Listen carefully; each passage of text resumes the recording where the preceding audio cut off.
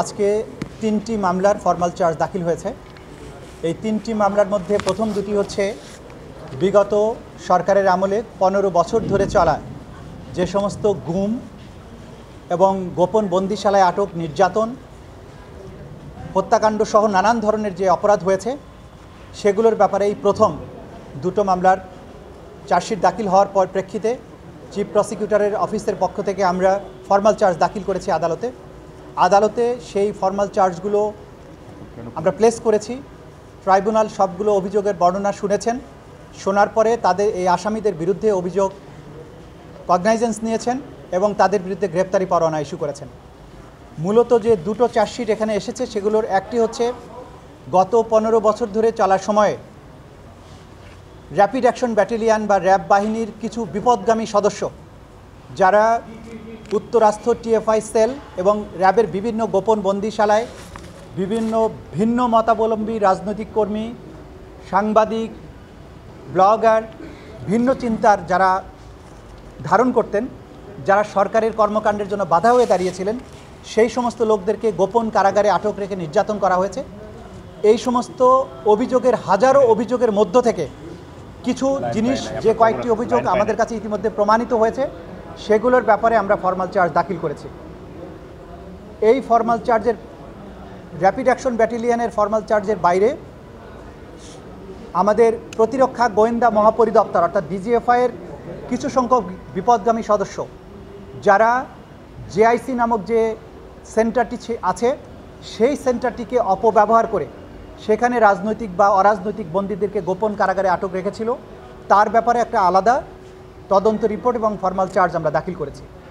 এবং এই ঘটনার সাথে সাবেক প্রধানমন্ত্রী শেখ হাসিনা, সাবেক স্বরাষ্ট্রমন্ত্রী আসাদুজ্জামান খান কামাল, প্রধানমন্ত্রীর সাবেক নিরাপত্তা উপদেষ্টা তারিক আহমেদ সিদ্দিকী সহ র্যাপিড অ্যাকশন ব্যাটালিয়ন এবং ডিজিএফআইয়ের বিভিন্ন পর্যায়ের বেশ কিছু অফিসার যারা আসামি হিসেবে আছেন তাদেরকে আমরা অন্তর্ভুক্ত করেছি।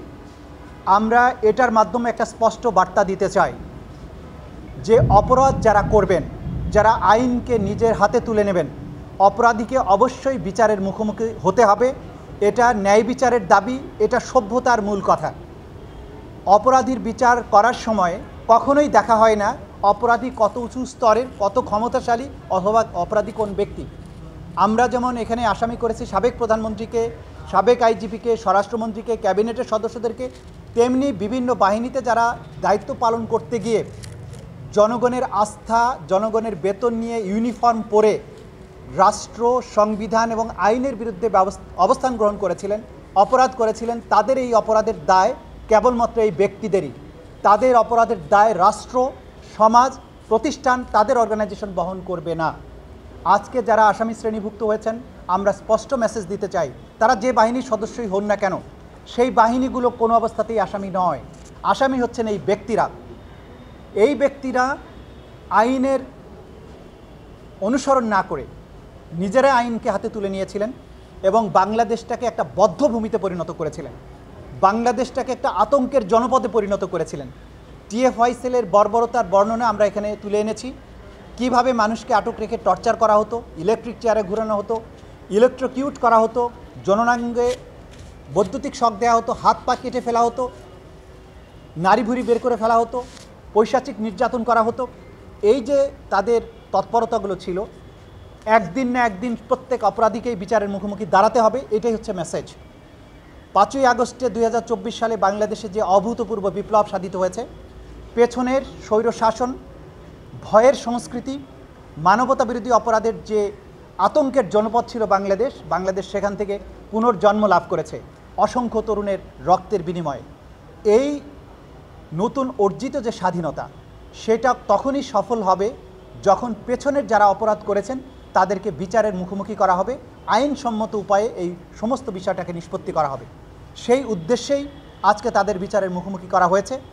স্পষ্ট মেসেজ হচ্ছে কেউই আইনের ঊর্ধ্বে নয় এবং কোনো বিচারহীনতার সংস্কৃতি বাংলাদেশে আর চলতে দেয়া হবে না। বাংলাদেশ এখন শত হাজারো তরুণের রক্তের বিনিময়ে অর্জিত নতুন বাংলাদেশ।